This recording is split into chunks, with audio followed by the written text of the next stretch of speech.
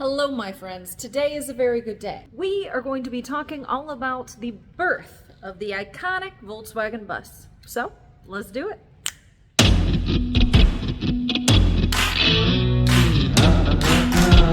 And if you are not familiar with this channel, welcome. Every week I will upload a video about automotive history because that is my cup of tea. If it's the same for you, then go ahead and press subscribe, like, whatever you want to do. And if not, that's fine too. Now let's get down to business. We're going to go back in time to post-World War II Germany. See what's up with Volkswagen. See, Volkswagen had been doing particularly well manufacturing the Volkswagen Beetle. Funny little thing to note on that is that post-World War II, the Allies actually tried to sell the jigs and dies of the Beetle, all right? They tried to auction it off, nobody would take it, so then they just gave it back to Germany. And so, interesting thought if that didn't happen. Did do a video all about the history of the Volkswagen Beetle. If you would like to watch it, link down there, link up here, wherever I put it. Back to the timeline. Now, Volkswagen is enjoying tremendous success with the Beetle. They have selected their first dealer outside of Germany, and a gentleman, his name is Ben Pon.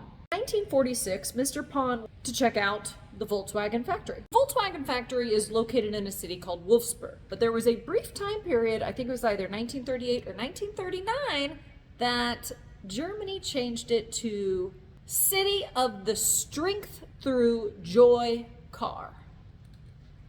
That's it, down in German.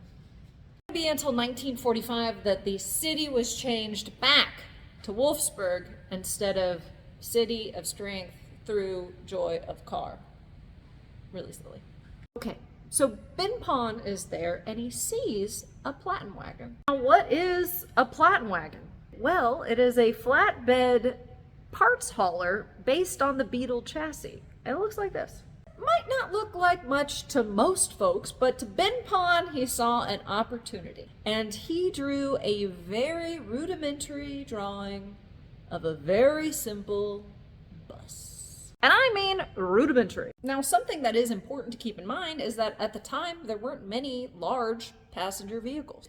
And so Ben Pon presented his idea and his drawing to Volkswagen, and they were game. However, the timing for Volkswagen just wasn't quite right. They were too busy producing the Beetle to begin another project. However, 2 years after that fateful visit when Mr. Pon's eyes laid upon that plattenwagen, they created their first van prototype. In 1949, the first Volkswagen bus would roll off the production line. It was called the Kombi. And what does Kombi mean? It stands for Kombination, I don't know how to say German, but anyways, Combination Kraftwagen, spelled like this. I did take German in high school. None of the Ders, Dies, and Das's stuck, unfortunately. I was too busy getting high and drinking booze. Naturally, upon realizing its initial name was Kombi, I didn't know that, and it is by no means the frequent moniker for a Volkswagen bus in the States. But my first thought, naturally, went to Men at Work's I Come From a Land Down Under. Side note, if you are not familiar with Colin Hay and the solo work he's been doing, he was the lead singer of Men at Work, you should. I've seen him about 5 times in concert. He's phenomenal. Love you, Colin. Well, back to Combination Kraftwagen. What does that mean? I'm pretty sure y'all have already guessed it. Combination station wagon. You can fit your people, or you can make it into a cargo vehicle. Talk about some of the most well-known features about the VW bus. The split window and the V-shaped roofline. How did these features come about? Well, it was Volkswagen's bold attempt at aerodynamics. These aerodynamics did help, but by nature of the beast, this was by no means a fast bus. The Volkswagen Bus was originally powered by a 1.1 liter flat-4 engine with 25 horsepower, which made its top speed 55 miles per hour. Actually doing a Volkswagen Bus 1,000-piece puzzle right now. Didn't even think about it when I chose this topic, but clearly my subconscious told me to pick this topic. As I had mentioned before, there really weren't a lot of other large passenger vehicles, so Volkswagen had to figure out the smartest way to market this combination passenger vehicle. And what was the absolutely clever marketing they figured out? Called it the most cost-effective station wagon. I wouldn't say that was the cleverest of marketing that Volkswagen has ever come up with. Soon they would release the panel bus, and then the microbus, and then the 23-window deluxe microbus. That is hard to say out loud. The 23-window deluxe microbus in 1951. 1952, a flatbed with either a single cab or a crew cab. And this is where it gets good. Soon Volkswagen would reach out to Westphalia to partner with creating their camper conversion kits. You know, it's funny.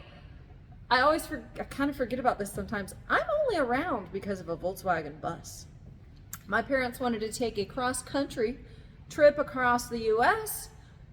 One of their parents said, don't come back unless you're married, and they got married at like 2021, something around there, 1921, something around there. Anyways, not responsible, but I'm happy it happened. The Westphalia partnership has been going on since the 1950s to 2003. That's a long time. Partnership was the birth of the Westies. Van lifers have this to thank for making it a thing. Westphalia never skipped a generation of Volkswagen Bus. And in 1967, after 18 years of production, the T1 would be retired. And the baton would be handed off to the T2, the second generation, aka microbus. It would be 6 generations of the Volkswagen Bus in total, but the states got the enjoyment of the bus taken away in 1971. Want to know why? Have you ever heard of the chicken tax? I bet most of you haven't. And I bet most of you would be surprised to hear that the chicken tax has no chickens regarding the tax. It's not a tax on chickens. It has chickens nowhere in the tax. It's a tax on brandy, potato starch, dextrin, and small European trucks. Yeah, thanks a lot, LBJ. Now let me explain this, because it probably sounds like a bunch of hocus pocus. You see, the US was exporting chickens to Europe, but we were doing it just a little too cheaply, evidently.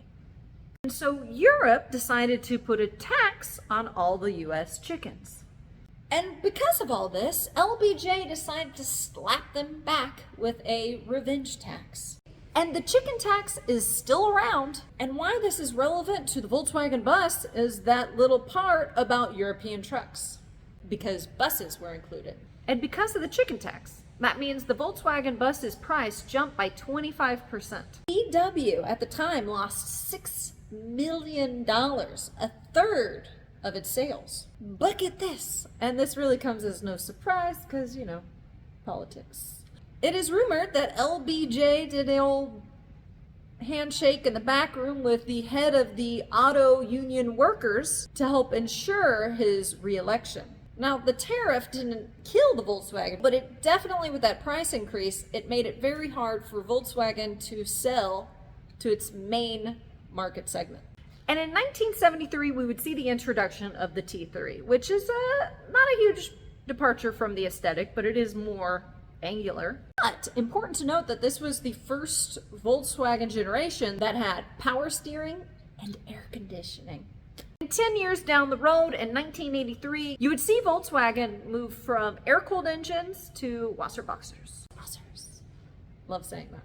And in 1990, you would see the T4 with the engine placed in the front, as opposed to the last 40 years of a rear-mounted engine. Definitely more minivan-y and a little more conventional. Then in 2013, we would see Brazil end their production of the Combi.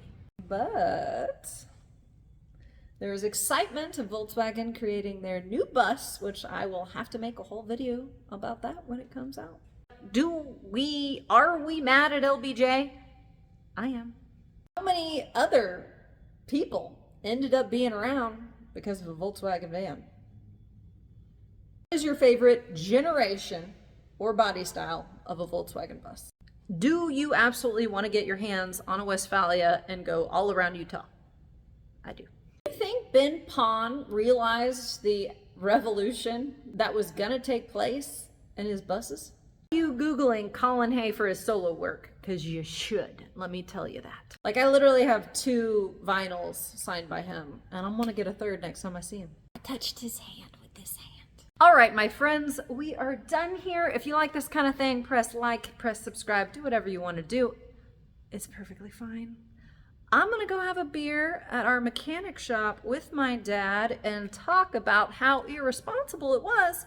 Him and my mom ran off to Montana in a Volkswagen bus and got married just for a road trip.